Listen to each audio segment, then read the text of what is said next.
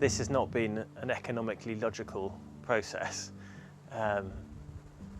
If we were doing this to satisfy a spreadsheet, we would have been in and out of here so quickly.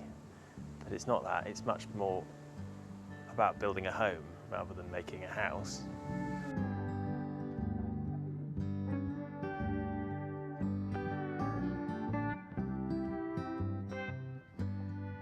I think the decisions one makes when you're doing something by yourself and you're building something that comes from within is you make decisions about what will work best for us. But also having an open mindset to the idea of it never quite being finished. Things just don't get finished here. There's always something else evolving or shaping, and the house becomes more than just it's become part of me, and like I look after it because it's a bit like looking after my own self. And I don't know if it's a healthy relationship, but certainly an enjoyable one. I think obviously I didn't do everything myself, and I've had contractors in to do bits and bobs. But it's really nice finding the time to work with the contractors as they've come, because I've learned a huge amount from them. I love getting all the threads together, having the overall vision, and pulling people in as you need them. I think there's an art to that, in that you have to sort of let them come in and do their bit, say their piece too. So you have to sort of listen and learn. Don't push them into a corner, but still have a kind of collective sense of how things are going to come together nicely. And I've really enjoyed doing it. Well, this was quite a bold move. There used to be a little tiny galley kitchen, which is now my office. But it quickly dawned on me that that was not the best place to have the kitchen. And I think it was a really bold move, but the right move. And we were just led by the light, really. There's just this lovely light, particularly in the mornings, that comes in through the window. And it's just such a nice place to be. It's a little bit unusual. Most London houses, you'll find people have put their kitchens right down, connected to the garden, all that stuff. But this just works really well for us. And so we took a gamble. In fact, we lived with a mock-up of the kitchen island made out of cardboard boxes for several weeks before we'd committed to the idea. We took this window out and we rebuilt all the joinery, reusing quite a lot of the old timbers, and put these pocket doors in so that we have a new space, and you kind of cross the threshold from the old house into the new, into this lovely light, bright space beyond. We knew that we wanted to bring a little bit of the West Country to South London, and when I started designing this space, I started having conversations with a timber frame contractor based in Stroud, and he said he just happened to mention that he had a whole load of this Port Orford cedar, and had actually been felled from a churchyard in Stroud. In fact, it's rather special timber. It's the timber they use to repair all the old cedar temples in Japan. That and the fact that it came from a West Country churchyard makes me think maybe it's a slightly sacred kind of timber. When it was first built, when the frame was up but there was no roof on it and there was no glazing in it, it did just feel like the bones. We called it the Timber Cathedral because it just felt so vast without any fittings or anything in it.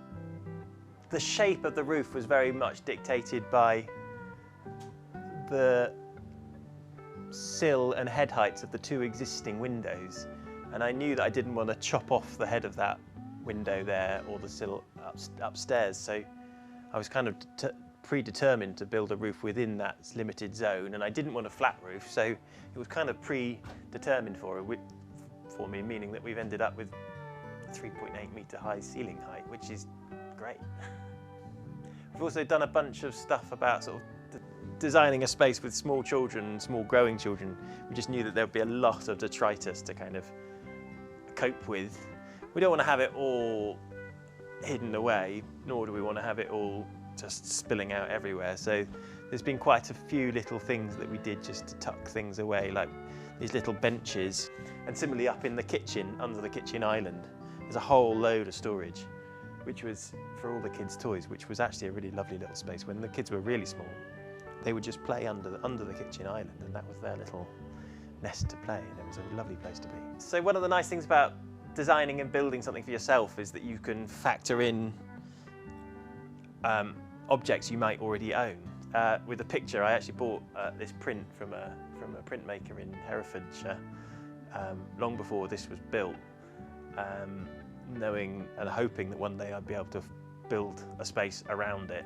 So I bought this, the whale print, and then it sat in his workshop for several years until I sort of had the space ready for it to go in, and it meant I could shape a space around it, and it was a really lovely thing to do when it finally arrived in the back of his van and I could hang it up, and it just felt like a really important moment. And it was like the whale had swum home and found its way to us. So I wanted this room to be as much part of the open spirit of the house as possible, and I built it and designed it with my granny's piano in mind, which I actually fairly recently inherited. So I shaped the room around the piano and then very deliberately put this enormous pocket door in with the view that there would be a sort of open sense of flow, so the kids just feel like they can come in and play the piano and tinker and do whatever they want on it. But if they do want to kind of get serious and play privately or whatever, they can just come and close this oversized pocket door and shut things away. It also means I can work in private. I think there's quite a lot to learn from this about doing things slowly and doing things in phases, and letting those phases blur together. I think if we'd done it all in one go, we would have ended up with kind of one aesthetic that would have forced a false thread through everything. And it's just nice that there is a thread, but there's enough variety that's afforded us to have quite a lot of texture in the finish, really. I think my way of thriving and surviving is actually to know that I'm in and amongst the chaos of central London, but have my own little oasis enclosed within these walls, this little green little haven, this little oasis that I can look out to every day, and that somehow makes London survivable, and kind of take a beat, take a breath, and recharge before you sort of go out and be in amongst the chaos. The ethos of a self-build, the ethos of why having houses anywhere, is to say, I'm putting down a stake, this is my community, this is what I'm doing, this is what I'm part of, and we're here for the long haul.